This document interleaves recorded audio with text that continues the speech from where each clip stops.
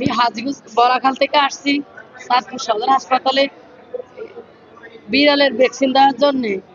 এখন আমি ভ্যাকসিন এখানে সহযোগিতা পাইলাম না, ভ্যাকসিন কিনে হাসপাতালে ভ্যাকসিন দিতে হয়।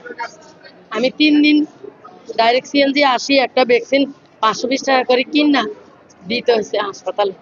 তাইলে সরকারি হাসপাতালে কি সহযোগিতা পাইলাম? আমি আসছি ভ্যাকসিন দেওয়ার জন্য।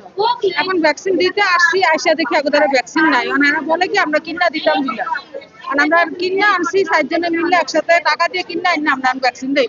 আমরা সরকারি হাসপাতালে সরকারি কোনো সাহায্য পাই না, আমরা নিজেরা টাকা দিয়ে কিনে আনি আমরা ভ্যাকসিন দিই। টানা তৃতীয়বার অর্জন করেছে দেশের সেরা সুপার ব্র্যান্ড স্বীকৃতি বসুন্ধরা টিস্যু। ভ্যাকসিন দেওয়ার জন্য বাচ্চার আগে একটা দিছি, এখন একটা দিব, 3টা দিতে হবে। বলছে যে 4 জনে মিললে ভ্যাকসিন কিনা নিয়ে আসতে, এখন 4 জন মিল করার লেগে তারা বিড়াল আসতার পর রক্ত আসছে এবং এটা পাকছে, পাকার পর এটা গলছে।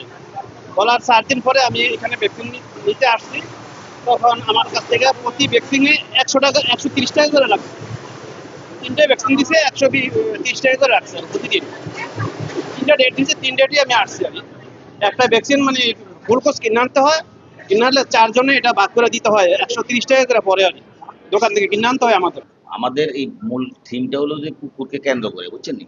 কুকুর, বিড়াল, বানর, শিয়াল, বেজিকেই দেওয়ার কথা 5টায় আক্রান্ত হয় রেবিস। এখানে সবচেয়ে এখন হলো কি মানুষের সবচেয়ে বেশি বিড়াল পালে। একজন কুকুর আসলে 50 জন বিড়াল, সবাই বিড়াল প্রেমী, যার জন্য অনেক বেশি রোগীর চাপ, সরকারি সাপ্লাই সীমিত। আর গত প্রায় 1 মাস যাবত আমাদের ভ্যাকসিনেশন সংকুলন সরকার গভর্নমেন্ট থেকে আমরা ওই যে ইয়াও দিয়ে দিছি, লিফলেটও দিয়ে দিছি, বিজ্ঞপ্তিও দিয়ে দিছে, বুঝছেন? আমাদের তরফ আছে, আমরা সবসময় সরকারের সাথে যোগাযোগ রাখতেছি, উপরোক্ত কর্তৃপক্ষের সাথে যোগাযোগ আছে। আমাদের স্যারও খুবই আন্তরিকতা যাতে সবাই ভ্যাকসিন পায়।